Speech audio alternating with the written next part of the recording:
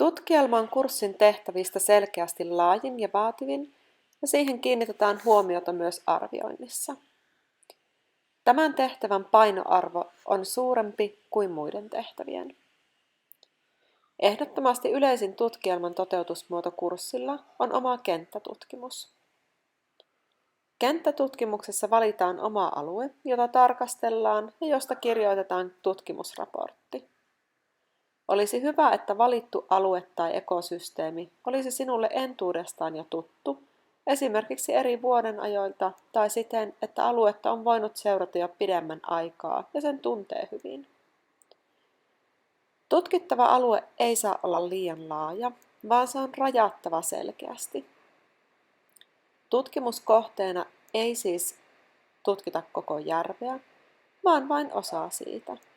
Esimerkiksi järven tai meren tuttu lahti tai selkeästi rajattava suo on oikein hyvä tutkimuskohde. Kohteen määritys on kuitenkin vapaata.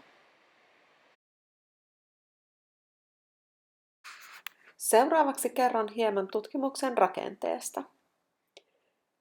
Ensimmäinen sivu tutkimuksessa on kansilehti ja seuraavalle sivulle tulee sisällysluettelo. Tutkielman johdannossa herätetään lukijan mielenkiinto aiheeseen ja kerrotaan myös, miksi päädyttiin valitsemaan juuri kyseinen tutkimuksen kohde. Miten päädyttiin siis alueen ja kohteen valintaan. Tämän jälkeen voidaankin siirtyä tuloksiin.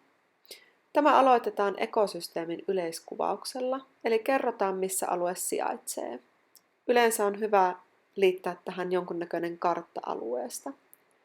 Kerrotaan myös minkä kokoinen ekosysteemi on ja minkälaiset ovat ympäröivät ekosysteemit tarkastellulta alueelta. Kansalaisen karttapaikka on kartassa ihan hyvä apu. Seuraavaksi kuvataan ympäristön fysikaalisia tekijöitä, eli yritetään selvittää, että jos on esimerkiksi järveä tutkittu, niin onko järvi rehevä vai karu? Jos on metsää tutkittu, onko se kuivakangas, tuorekangas, lehto? Jos taas on suo, onko se korpi, räme, neva vai lehto? Näistä löytyy paljon tarkempiakin määritelmiä, mutta ainakin nämä edelliset pitäisi olla selvillä. Netistä löytyy esimerkiksi Metsän tutkimuslaitoksen sivuilla paljon tarkempia luokituksia ja näihin voi sitten kiinnittää huomiota enemmän, jos kiinnostaa. Tuloksissa olisi hyvä esittää myös ekosysteemiin vaikuttavat abioottiset ympäristötekijät ja bioottiset ympäristötekijät.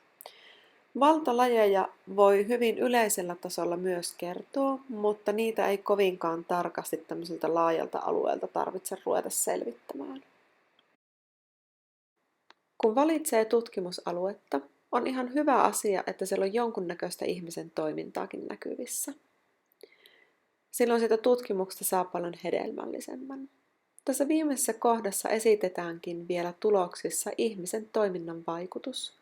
Näkyykö siellä esimerkiksi hakkuita, teitä, polkuja, vai onko ihmisen toiminta vieläkin voimakkaampaa tutkitulla alueella?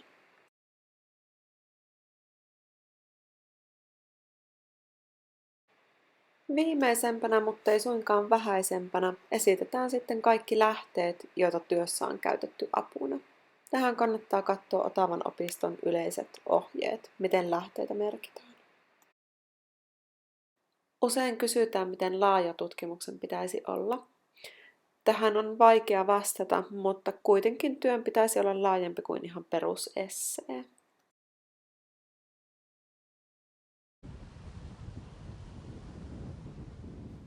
Jos tutkimuksen haluaisi tehdä jollain muulla tavalla, tämä onnistuu erikseen opettajan kanssa asiasta sopimalla.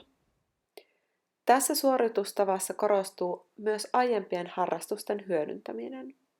Jos olet kiinnostunut esimerkiksi linnuista, nyt on erinomainen mahdollisuus päästä tekemään niistä lintutarkkailu tai muu aiheeseen liittyvä tutkielma. Työstä tulee kuitenkin sopia opettajan kanssa erikseen. Kannattaa myös muistaa, että tämän tutkielman voi liittää erinomaisesti osaksi ilmiöpohjaisuutta.